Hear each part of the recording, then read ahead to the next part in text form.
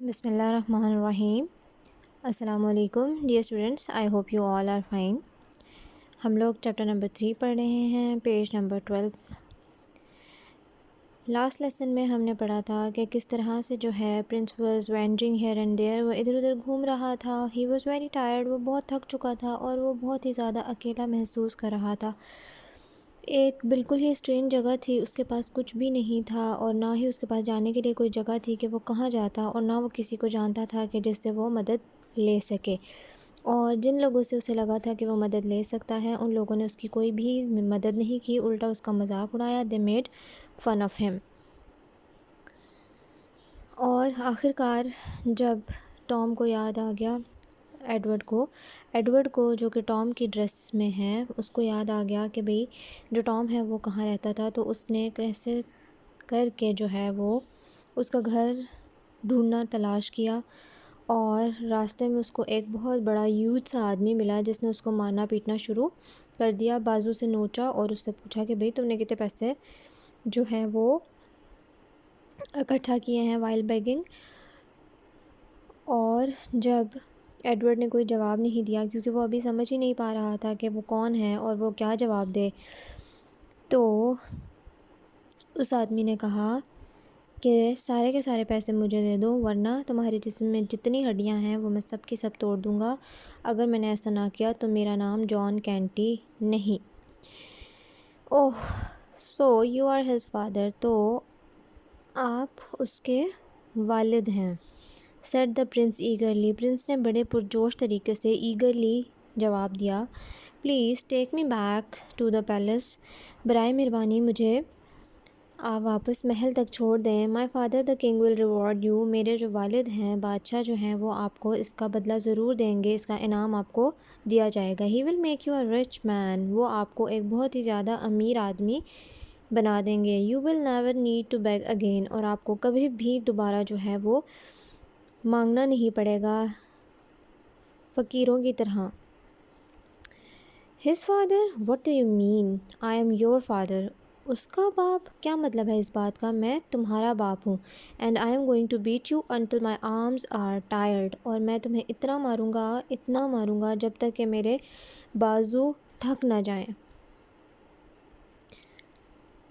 اب جو ہے پرنس جواب دیتا ہے، ڈونٹ میک جوکس پلیز آپ میرے ساتھ ہنسی مذاق مت کریں، میرے ساتھ سیریسلی بات کریں۔ آئی ایم ویری ٹائرڈ، میں بہت ہی زیادہ تھکا ہوا ہوں، میں تھک چکا ہوں، اینڈ ہنگری، اور بہت زیادہ بھوکا ہوں۔ Take me back to the palace, آپ مجھے برائے مہربانی واپس جو ہے میرے محل چھوڑ دیں۔ Your son is waiting for you there, اور آپ کا بیٹا جو ہے وہ وہیں پر آپ کا انتظار کر رہا ہے۔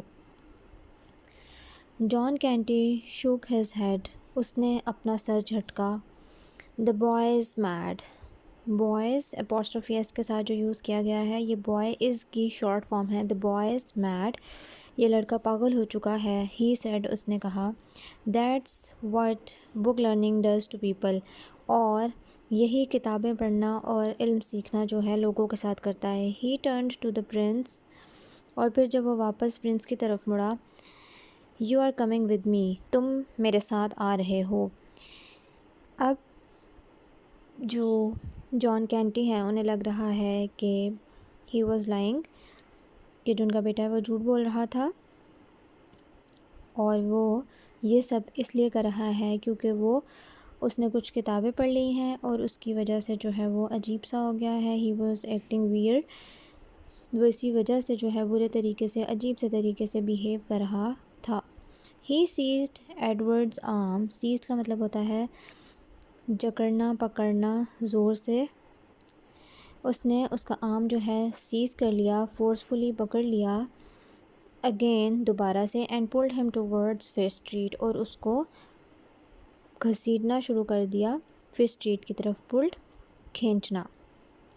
اب کیونکہ وہ ریزسٹ کر رہا تھا، وہ نہیں جانا چاہ رہا تھا، تو جان کینٹی نے اس کو زبردستی کھینچ کر فش اسٹریٹ کی طرف لے جانا شروع کر دیا، اور جان کینٹی بالکل بھی اس کی بات کا اعتبار نہیں کر پا رہا تھا، کیونکہ ایڈورڈ کی شکل جو ہے وہ ایز اٹ از ٹام جیسی تھی، اور اس نے ٹام کے ہی کپڑے پہنے ہوئے تھے، تو وہ بالکل بھی اپنے بات نہیں منوا سکتا تھا۔ ایڈورڈ اگر واقعی ایڈورڈ ہے بھی تو وہ اپنی بات منوا ہی نہیں پا رہا، کیونکہ اس ٹائم جس سچویشن میں وہ ہے، بغیر کسی پروف کے اور بغیر کسی بھی قسم کی نشانی کے کوئی بھی اس کی بات کا یقین کرنے کو تیار نہیں ہوگا۔